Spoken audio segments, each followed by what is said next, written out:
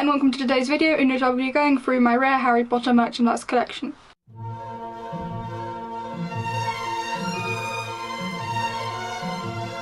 For the purposes of this video, I'll be defining rare as something which isn't easy to get your hands on right now. And there will be a few things which don't quite match that description, but generally that's what I was going for. So first of all, we have this Transfiguration book, which I haven't seen anywhere online, but I did manage to find it at the car boot sale along with a few other things, and I was very excited because it's the original art, which I really love, and it's something which I hadn't seen before, so that was really great. What this book does is it has scenes from the first Harry Potter book, and you can transfigure them to another scene. Next up, I have the original Tales of Beedle the Bard and Fantastic Beasts and Where to Find Them, both of which are very difficult to find right now in this edition, unless you want to pay a lot for them. I don't have Quidditch Through the Ages or the Red Fantastic Beasts, but I really love these copies because they're more true to the ones that would be found in the Wizarding World than the Scholastic ones from a few years ago. Next up, we have Hogwarts Library, which is basically the same books as I just mentioned, so Fantastic Beasts textbook, Tales of Peter the Bard and Quidditch Through the Ages, in a set together, so you can see them there.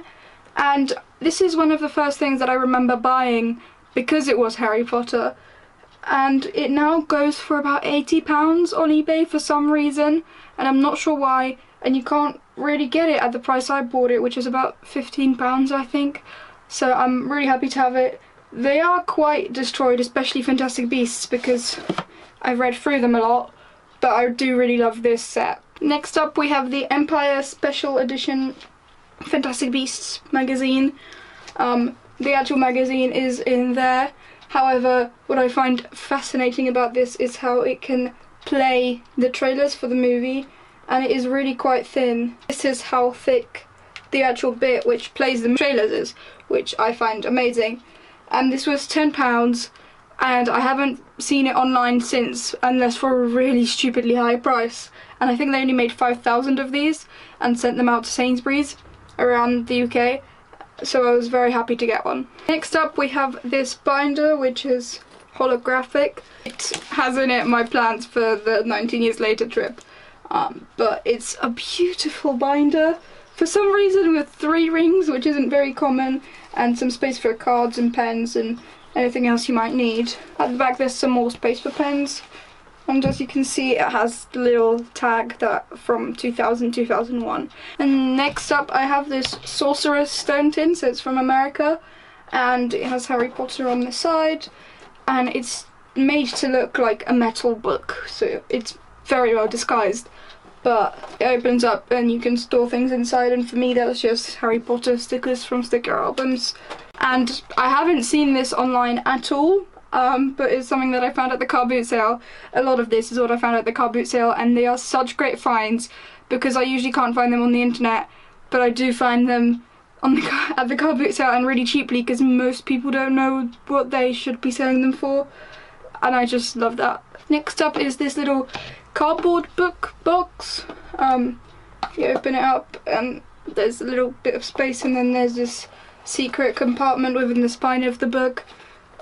And again, this is something I found at the car boot sale. Got this at the back, which is the original Hogwarts logo pre-movies, and I just really love this box. Next up, I have a Chamber of Secrets organizer, which has a little notepad, ruler, and then there's personal diary, favourites, contacts, notes, sketches, stickers and stuff. The stickers are very simple, it's just 2 pages, and this is something, again, I've never seen online, found at the car boot sale, loved it, got it, yeah. Next up is the 2001 Harry Potter calendar, which I love. It has many of the pictures that were drawn before the movies, and I just love those pictures, so to have this is amazing. It was actually correct last year, the days all matched, and I didn't use it because I'm scared to break it, but I do love it. The pictures even have titles, so this is Harry casts a magical spell, and they're incredibly vague. Next up I have this 2001 Chocolate Frog card, which is tiny, but also isn't from England. It's from Ukraine, I believe, though I might be wrong. And again, it's got the same style of drawing that I love. Most of these things do. So I was very happy. This was in a set of random Harry Potter things from eBay that didn't make any sense together apart from being Harry Potter. Next up, I have this little Makusa keyring from the Noble collection. I haven't seen many people talk about it, and I think it is still on the Noble collection website, but I just really loved the colours of it and how great it looked. And I got it on the 19 Years Later London trip, so it's even more special to me. Next up is something which is really easy to get, but for some reason not many people do, and I don't quite understand. So the pictures from Platform 9 3/4 cost £9.50, but from their website you can get this for £15, which is the Platform 9 3/4 VIP photo pass, and you get to keep the lanyard and the little card thing that they cut the corner off. And from my understanding, I was the 97th person ever to get this, because the barcode is just 1, 2, 3, 4, 5, 6, 7, 8, 9, 9, 7. I might have even been the 7th, I don't know what exactly their barcode strategy was, but judging by how excited the employees were that they had a VIP and the number, not many people seem to get this, but it's really great. Because you get your photo for free and you get to skip the queue entirely. So you just show up, say, I'm a VIP, can I get a photo? And you do, you're the next after whoever's taking a photo right now. Next up, I have a bag from 2001, which is a backpack, but landscape, which is quite a Polish thing anyway. They're called tornistry. So I was quite happy to find a Harry Potter one, because I always loved them, but I never really had them, because I never really went to school in Poland. It has a little zip with the HP logo from 2001, and then it opens up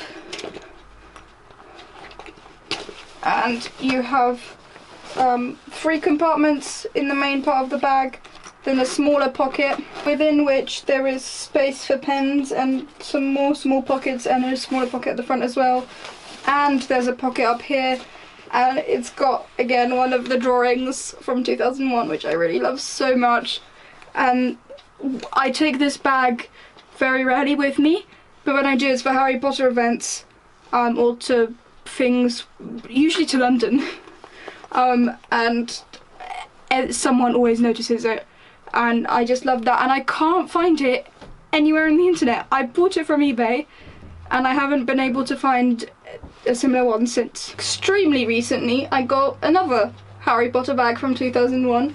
This one even still has the label, though it is a little bit broken, and it's much more subtle in its Harry Potterness, so it still has the big rubbery sign, and again it's a backpack but sideways, and when you open it there's loads of pockets at the very front, a smaller one at the front and the main one, as well as a pocket in the front, which is also meant to have a light in there, but I can't seem to find a way to put it in. This bag is just so great. They're both so great because I love this type of bag, and they're Harry Potter. And again, I bought this one and I can't find it anywhere else again.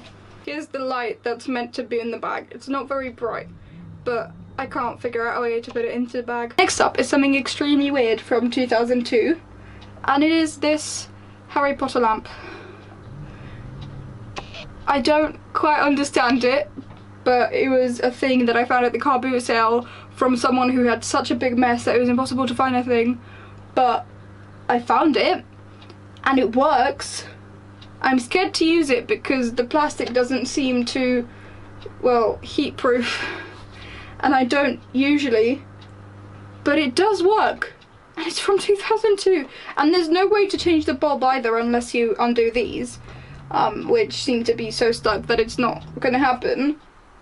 Oh, it's called a Harry Potter Cool Light, spelled Kool-Lite.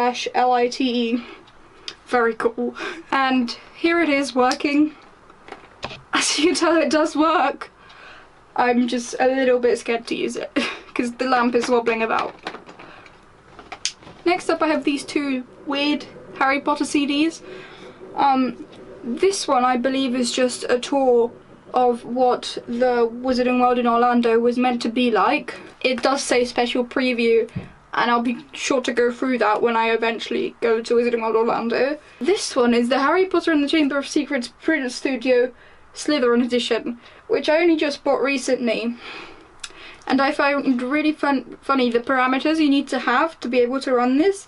It says 64 megabytes of RAM, which, if you're unaware, is really, really low. Most computers nowadays can't run on less than 4 gigabytes of RAM. And really you need 8 for your computer to not just keep making you really angry. So this is fascinating, and I tried getting it to work, and I don't know how to. I did run the program, but it didn't get me very far apart from in the cycle of, do you want to open it? Yes, open it. It closes, and it asks me again to open it. So I think I'll need to find like an older computer and try to run it on that at some point. I'm not sure what a print studio is. It says you need a printer for it, so it's probably some sort of Harry Potter images to do with Slytherin and Chamber of Secrets. I have no idea. I also have 2 Harry Potter PC games here. I have the PlayStation 2 versions in Poland of all of the Harry Potter video games that were released before the Harry Potter Lego ones. And I think these are fantastic. And these aren't so difficult to get, as nobody really wants to get them. Next up, I have various Harry Potter playing cards. So these are playing cards in a magic box. Here is the box, and you can open it, and there are no cards in it, but then you can slide this up and there are the cards. And they're still in the foil, so I won't be opening these for a while at least, because it's very easy to get them already opened on eBay as well, which, well, it's not very easy, but they do show up periodically, so I'll be trying to do that at some point. But the fact that they're in a little magician's box makes it so much cooler to me. And then there are these playing cards for magic tricks with an educational visitor sticker on them. I didn't put that there, but this is a find from the car boot sale again. And what you get inside is exactly the same design of cards that were in the other box and that you can periodically find on eBay, like this ace, which was the one at the front of the other packet. But they're trick cards, so some of them are mostly blank apart from a corner, some of them are half cards, some of them have different colours in the corners, some of them are completely clean, and some of them are double backs. And with them comes an instruction booklet in various languages with about 12 various magic tricks. I also have these tiny Harry Potter playing cards from America from 2001, and they're not too exciting on the card, but the back is a lovely drawing from 2001. I also have the Mystery at Hogwarts board game. For some reason my copy says Gregory, but it's basically Cluedo but Harry Potter with the old art style, and I do love it. I think it was released after the movie because the Hogwarts logos changed from the very pre-movie ones, but it's still brilliant. I also have 3 of the old sets of puzzles. So there's Through the Trapdoor, there is a potions lesson, and there is the Journey to Gringotts. I did also used to have Journey to Hogwarts, but that's completely disappeared. But I do love these puzzles because some of them are half and half, big and small pieces. Some of them have these hidden images within it using the little magnifying glass that they provide you, and I just really love these. I actually have a few first and special editions of Harry Potter, apart from the 20th anniversary editions, which are very easy to find. I have these 2 weight editions, which I can only find a Goblet of Fire with this type of cover. Not any of the other ones, but interestingly it has all the various prices of different Harry Potter editions in 2001, and this Order of the Phoenix, which is quite short and not very wide, but very, very thick for a book, and, you know, having about 950 pages. Then there are lots of first editions that I have. This Deathly Hallows from the background is a first edition, as is this Half-Blood Prince, also first edition, sold in Tesco for £3.73. I also have another Deathly Hallows, which is first edition, and I also have this adult edition, which is what it's called for some reason, Deathly Hallows, which is also a first edition. Two more Half-Blood Princes, but this time in hardback, which are first edition, and this one actually also comes with a brilliant bookmark from Borders, which I'm unaware of, but I do love the bookmark. Here's the other Half-Blood Prince, first edition, and a first edition Order of the Phoenix. I also have this, which is probably my weirdest piece of Harry Potter merchandise that's official, and I think you'll have a very tough time finding another one of these. I'm surprised I even managed to get one in my hands. It is a Chamber of Secrets Draco Malfoy pencil sharpener from 2002. This might be my favourite piece of Harry Potter merchandise just because of how random it is and unlikely for me to have one. And finally, my rarer Harry Potter badges. There are these 6 Chamber of Secrets ones which do float around eBay, but mostly for unreasonable prices. I got them for £5.20 for the 6 of them, and they were released for Chamber of Secrets when it was originally released to kind of get more people excited about the movie. These British Library badges you have trouble finding because it's not something that people bought in mass, and you might be able to buy them still in New York at the exhibition, but in England you'll have trouble. This Arthur Price badge set is brilliant. I do love it, but it's very difficult to find on eBay, and when you do, it's probably really expensive. But I managed to find a set, and I do love them because they're the odd style and the badges. These 3 badges are also quite difficult to find because I got them in the central train station in Italy, in a bookshop, and I don't know if they still sell them. And if not, you still need to be in Italy at the train station, so they're quite rare as well. And also these badges, these 5, they're just quite rare because I haven't seen them anywhere else other than the listing I bought them from, and they're also in the old style, so I love them. Protect the Secrets badges are difficult to find for a reasonable price, but most people who are big Harry Potter fans probably got them anyway at early Crimes of Grindelwald screenings. And these Lumos pins, also difficult to find now that Lumos have stopped officially selling them, and if you do, they're probably quite expensive. So I think that's all of my rare Harry Potter merchandise. However, I'm sure I've forgotten things, but thank you ever so much for watching this video. I really do hope that you enjoyed it. I'll see you in the next one. Bye.